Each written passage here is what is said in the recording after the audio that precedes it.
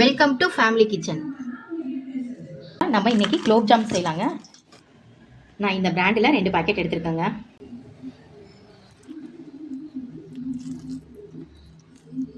பாருங்க, நல்லா மாவு பிணைஞ்சிட்டோம்.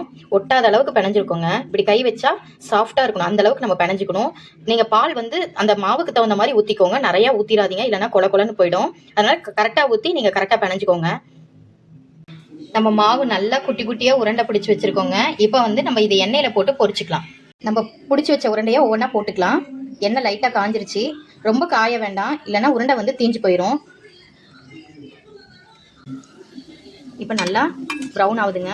இப்போ நம்ம 1-2 ப்ரௌன் ஆயிடுச்சுல, அதெல்லாம் நம்ம எடுத்துடலாம்.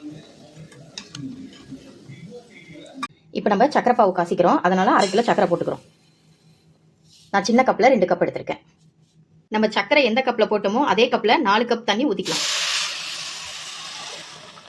நம்ம ஜீராவும் ரெடி பண்ணிட்டோங்க. இப்போ நம்ம இதில் இந்த குலோப் ஜாம் உருண்டையே போட்டலாம்.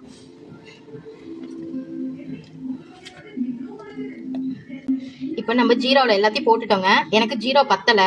நீங்கள் வந்து இன்னும் கூட கொஞ்சம் சக்கரை நிறைய போட்டு காசிக்கோங்க. உங்களுக்கு பிடிச்சிருந்தா லைக் பண்ணுங்கள், ஷேர் பண்ணுங்கள், சப்ஸ்கிரைப் பண்ணுங்கள்.